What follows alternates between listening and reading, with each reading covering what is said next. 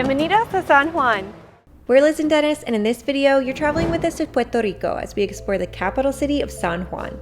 Made up of 143 islands, we've never visited the Caribbean archipelago of Puerto Rico, even though it's only a 3-hour direct flight from Florida, and as a U.S. Commonwealth, it's a country we can travel to without a passport. The ancestral homelands of the Taino people, a tribe found in many areas in the Caribbean before Spanish colonization. But once Christopher Columbus arrived, the island of Boriken was changed to Puerto Rico and ruled by the Spanish for nearly 250 years.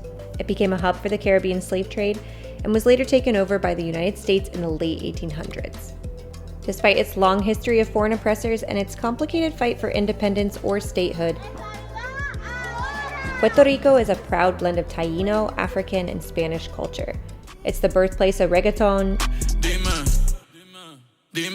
is home to incredible food, kind locals, and natural beauty, and we are beyond excited to explore Puerto Rico ourselves.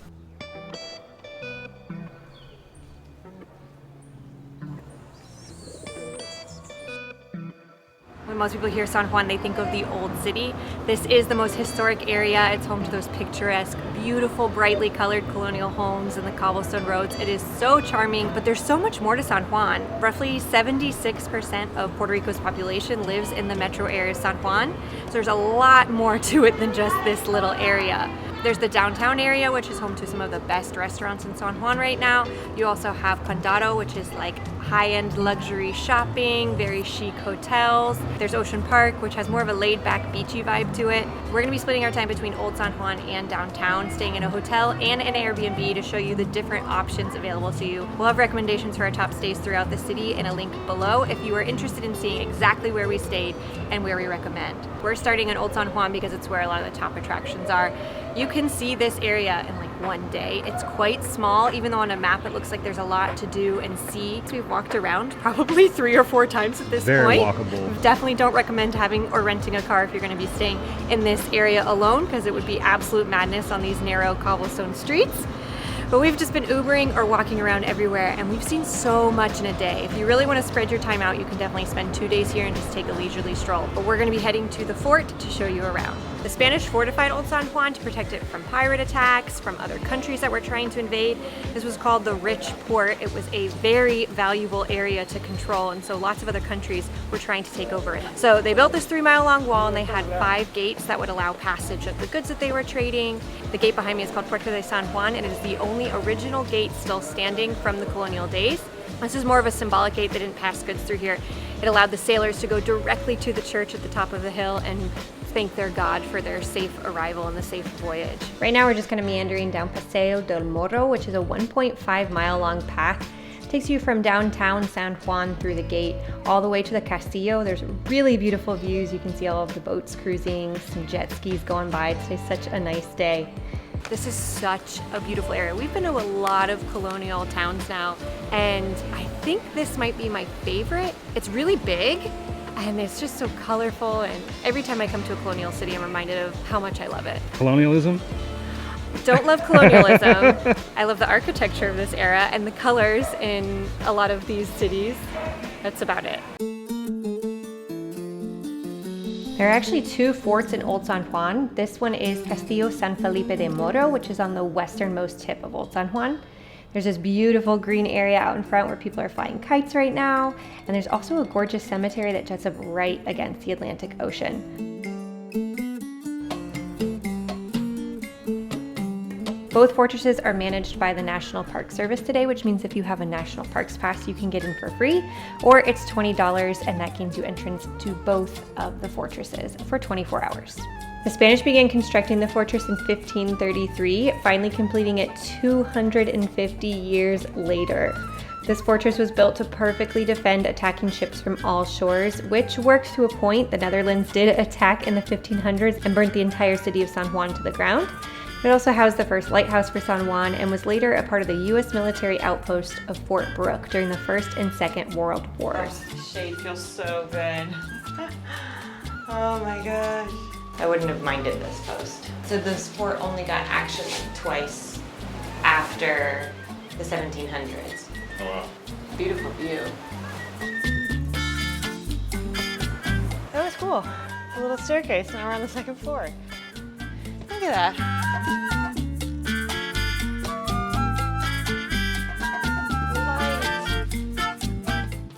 now we're in the oldest part of El Morro. These walls date back to 1539, which is insane. They used to have these embrasures, which were like gun ports that would lead out to the ocean, but they've been closed off since then. The Americans attacked in 1898 as a part of the Spanish-American War. You can still see a fragment of the shell that's in the wall. Oh, I'm dripping sweat.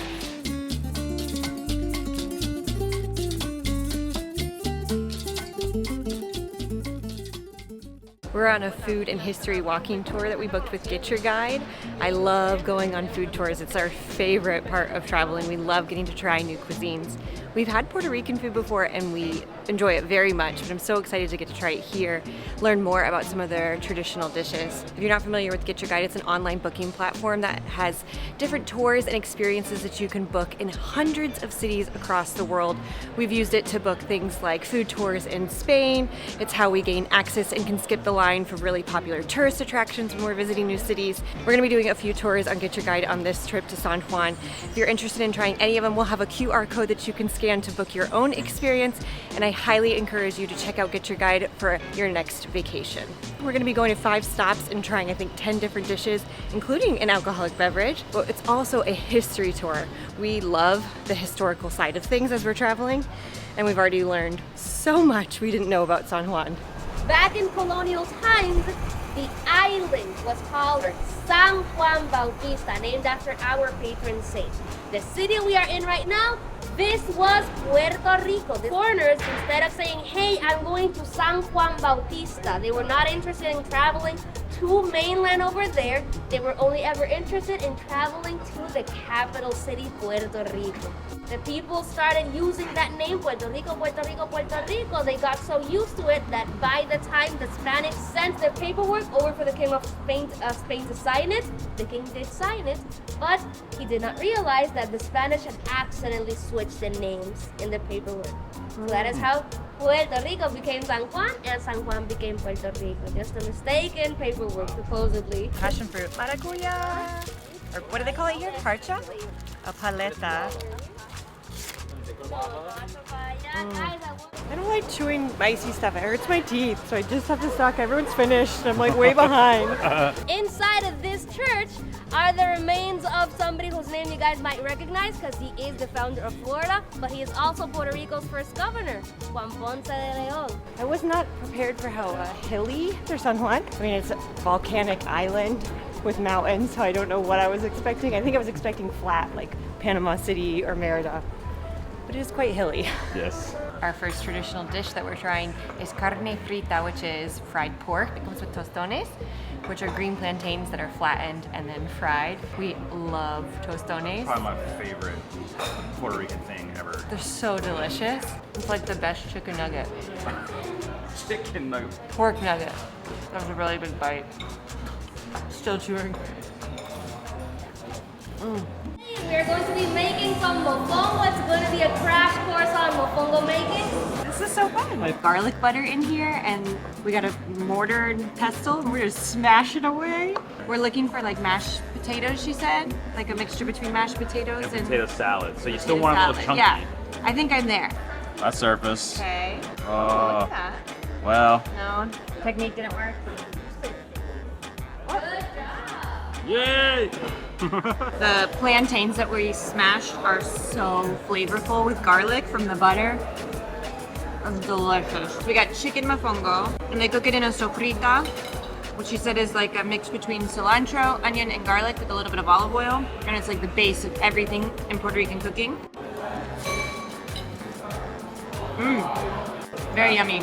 And then we also have rice and beans, which is a staple of Puerto Rican diet. They have rice and beans every day with everything. I am so ridiculously full. That was so much food. Everything we had was absolutely delicious. And our tour guide, Jolie, was so much fun. If you're interested in booking this exact tour, remember to scan the code here. We'll also have a link down below, and check out GetYourGuide for other experiences. We finished the night on Calle San Sebastian, which is the go-to spot for drinking and dancing. This is the place to be late night. We went to La Factoria, which is a super cool bar known for its inventive craft cocktails and live music. We love this spot so much we went back twice on the trip. After a very long day of exploring and sweating I just want to shower and I went to turn it on. There's no water. No. There's like nothing. We had heard water shutoffs could be a problem. They said if it rains too much, If it right? rains Like, how too does much, that work? also if cruise ships come in and need water, they get priority, I guess. Normally the water comes back on, she said, after about 2 hours, but it could be longer. They really can't tell us. She said she could give us our money back for the following day or night so we could find alternative accommodations. But unless there's a hotel that has water reserves, we're screwed. I'm very annoyed right now.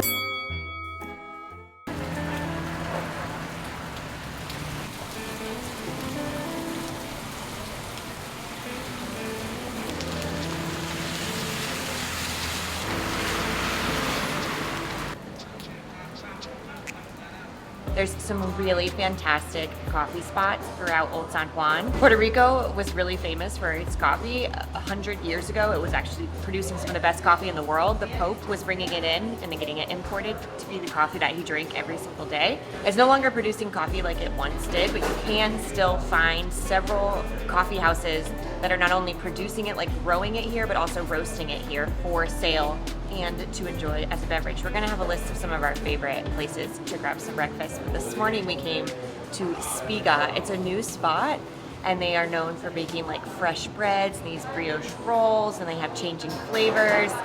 This morning we got one of their savory options, which has salmon, caramelized onion, feta, and spinach.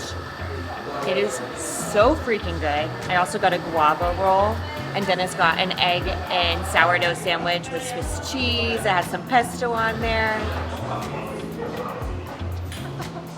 You want this. It was our second one. It was so good. There was a break in the rain, so we took this time to visit Castillo San Cristobal. We weren't able to visit yesterday, but since our ticket gives us entrance to both for 24 hours, we could get in for free today. This fortress was built later than San Felipe and had a lot of influence from the US military over the last 150 years. This castle's so cool. They have a bunker that you can crawl down into, and then they have this tunnel system that they built in the castle to be able to allow the soldiers to move freely without being detected by enemies.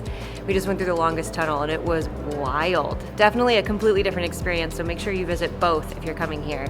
Both of the forts have like a rustic patina to them. They just look really old. A lot of the walls are like deteriorating and have darkness to them, but when the Spanish were here and using these forts in the 15 and 1700s, they would have been covered in a lime wash. It would have been pristinely white. You can see what it would have looked like. They restored part of Castillo San Cristobal in 2003. They had to bring in very skilled workers that understood how to do the lime wash perfectly using the old practices. So that's kind of like a glimpse at what it would have looked like. Very different than the rest of the castle. They say it's like impossible to actually keep it up over time. It just, with heat and sun and rain and hurricanes, it's like a never-ending battle. Since it was raining on and off today, we decided to do a mostly indoor activity. We booked a tour with Get Your Guide to Puerto Rico's oldest rum factory, El Barrilito. This factory was started in the late 1800s by Eduardo Fernandez, who lived on the property. Its name, Barrilito, which means little barrel, was inspired by the small barrel Fernandez would serve his guests from. The company first began making ethanol, but it later switched to rum when he realized its popularity, and now it exclusively makes rum, which is made from distilled sugarcane. It's one of the largest crops grown in the Caribbean, so it's a really abundant beverage here. They add flavors and natural spices to the distilling process before aging it in barrels, which gives it a distinct flavor. It smells so good in here. She calls it rum heaven. Fernandez has one barrel from 1932 that is being saved specifically for Puerto Rico's independence. They have no idea what this barrel will taste like, but they continuously top off the barrel in his dying wish, so that when independence is granted, locals from across the country can come here to celebrate. This tour finished with a tasting. We're getting to try 4 Barrilitos rums. There's a 2 and 3 star, which are the most common. They're popular for like everyday drinking, making mixed drinks. And there's also a 4 and a 5 star rum, which can only be found in Puerto Rico, and they're aged anywhere from 10 to 35 years. Doesn't hit quite like wine. Power in it. Yeah, but you're not like a raw spirits. No, but I do like rum out of all of the spirits. The whole reason we came here is because we tried this at a restaurant or at a bar. And it was so good we had to come take a tour. It smells amazing. If you thought the 4-star was good, just wait till you try this one. This is the pinnacle. I don't even usually like rums, but this stuff.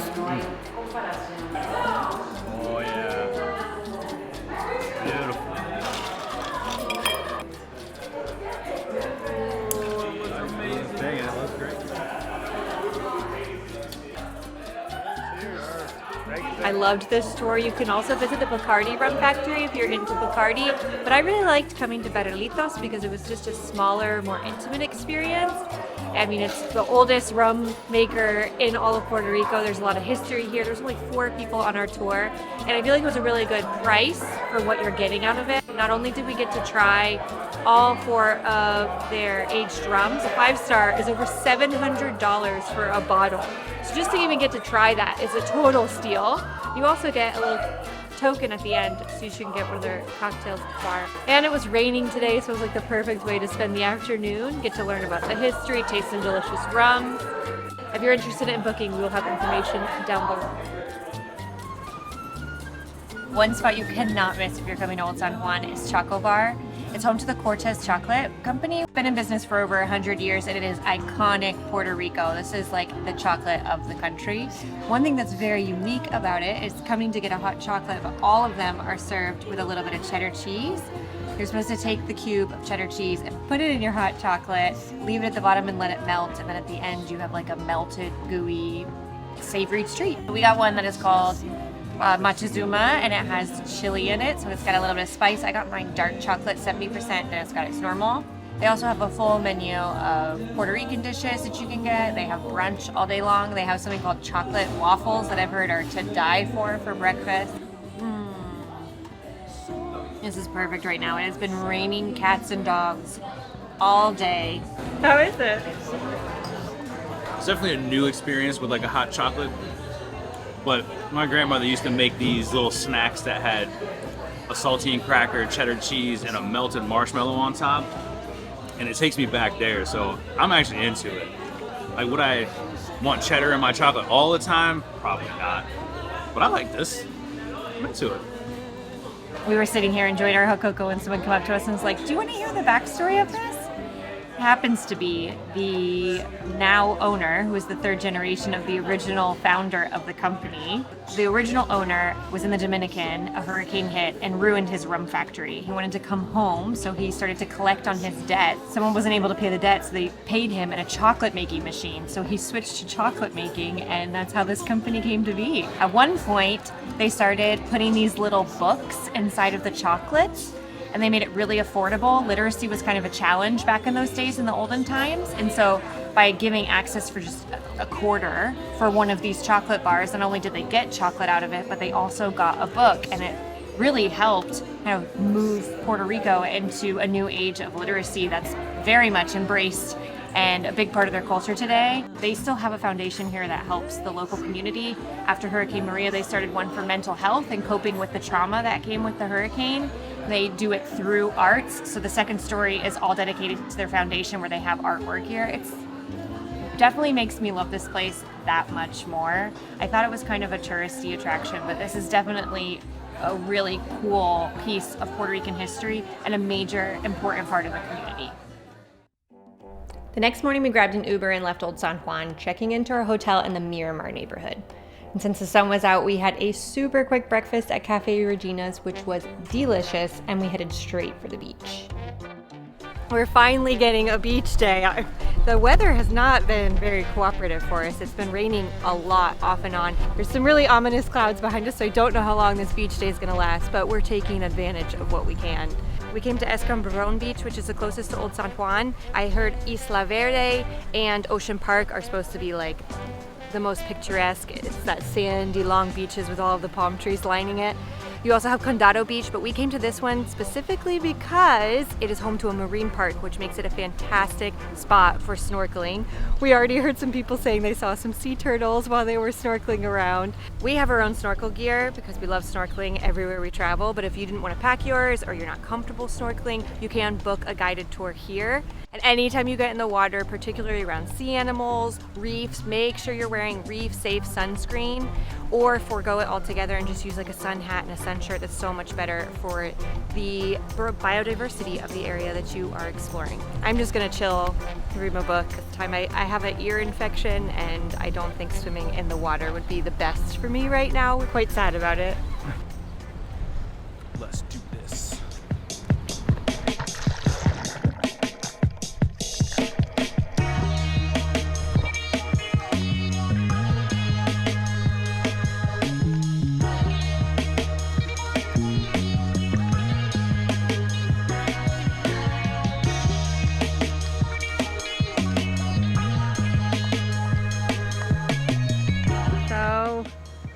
I wish we would have got here earlier. Yeah. Like literally 15 minutes into the swim, the sun went away. No tortugas. We heard people screaming while I was in the water. I tried to swim over there fast enough, but look at the marine park map before you get in the water, because it seems like there's destinations, because there's like cool sculptures under the water. Like one looks like a pirate ship with like a skeleton and a lawn chair. And I did see a real rad little flounder and a cool school of like brilliant blue fish, and then the reef sculptures. So Yeah. it was a good time. The water is. It is a bummer that I cannot go swimming, but I can go to a bioluminescent bay, which is our next activity. We are having a tour pick us up that we booked with Get Your Guide to go to Fajardo. I believe I'm saying that right, or I really hope. There's 3 bioluminescent bays in Puerto Rico. The brightest and largest is on the island of Yunque. We wanted to go there, but it takes a lot of coordinating. This one's only about an hour and a half, 2-hour drive from here. We did see bioluminescence once in Mexico, and it was just the most incredible experience. We're here on a new moon, which is when you want to go, when it's the darkest. I'm very excited.